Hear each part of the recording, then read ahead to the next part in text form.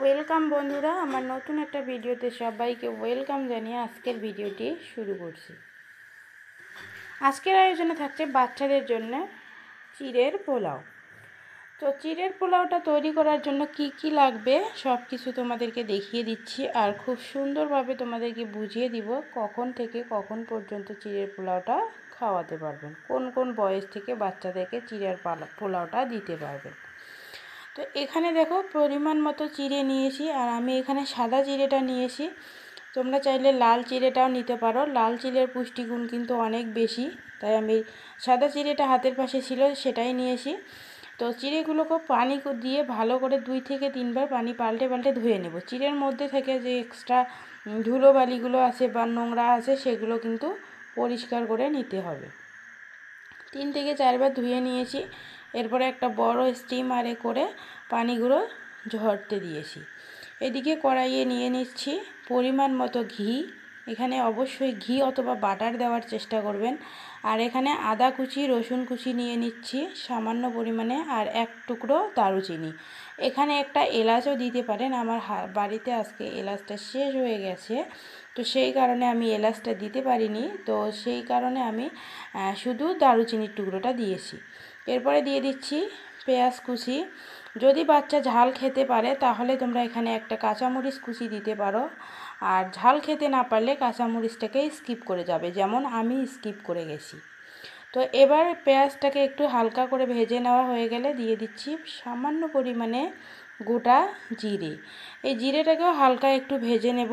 এরপর এখানে দিয়ে দিব একে একে সবজি হিসাবে নিয়েছি মিষ্টি আলু নিয়েছি, শসা কুচি করে নিয়েছি, আর নিয়েছি গাজর। আমি আমার বাড়িতে যে সবজি ছিল সেই সবজি দিয়েই চিড়ের পোলাওটা করছি। তোমাদের বাড়িতে যে সবজি থাকবে তোমরা সেই সবজি দিয়েই কিন্তু করতে পারো, অর্থাৎ হাতের পাশে যে সবজি থাকবে ফুলকপি, আলু, রান্নার আলু, যে কোনো সবজি হোক না কেন, পেঁয়াজের পাতা থাকলে সেটাও দিতে পারো, যে কোনো সবজি হোক না কেন দিতে পারো।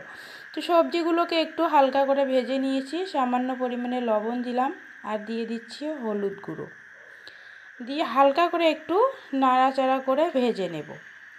এই চিড়ের পোলাওটা তোমরা 1 বছর থেকে 5 বছর পর্যন্ত বাচ্চাদেরকে খাওয়াতে পারো, কারণ 1 বছরে বাচ্চার মোটামুটি দাঁত ওঠে, আর বাচ্চাদেরকে এই চিড়ের পোলাওটা দিলে কিন্তু বাচ্চারা খুব মজা করে খাবে। সবজিগুলো ভেজে নেওয়া হয়ে গেছে, এখন হালকা একটু পানি দিয়ে সেদ্ধ করে নেব 5 মিনিটের মতো, আর এটাকে ঢাকনা দিয়ে ঢেকে রান্নাটা করে নেব।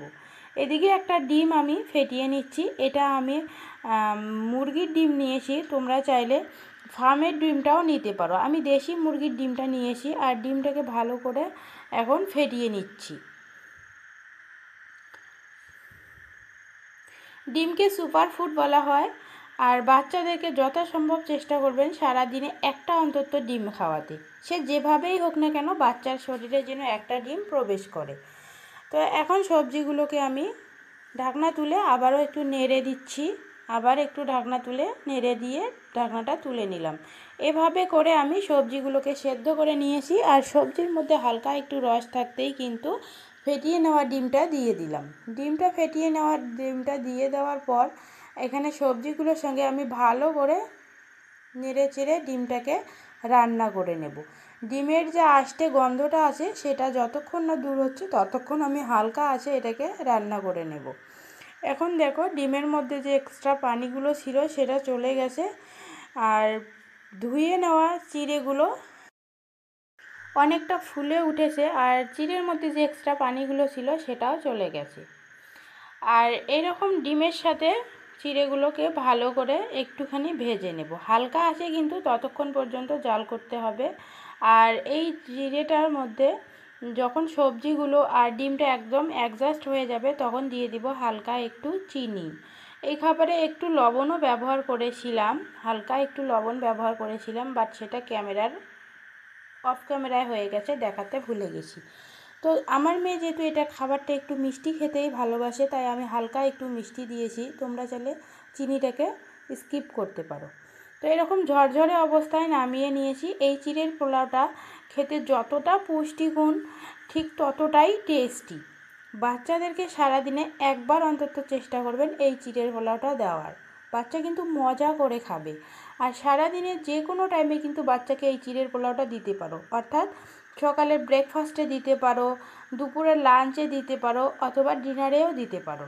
যে কোনো টাইমে এই খাবারটা তোমরা বাচ্চাদেরকে সার্ভ করতে পারো। এটা খেতে কিন্তু ভীষণ টেস্টি, তোমরা বাড়িতে বড়রাও একবার ট্রাই করে দেখতে পারো। তো যাই হোক, যারা শেষ পর্যন্ত ভিডিওটি দেখলেন তাদের জন্য অসংখ্য ধন্যবাদ জানিয়ে ভিডিওটি এখানে শেষ করছি। ভালো থাকবেন, সুস্থ থাকবেন। আমার চ্যানেলটি যারা সাবস্ক্রাইব করেননি তাদেরকে রিকোয়েস্ট করব, প্লিজ চ্যানেলটি সাবস্ক্রাইব করুন। আপনারা আমার পুরো ভিডিওটা দেখে আমাকে একটু উপকৃত করবেন। আপনার করা হেল্প আমার ভীষণ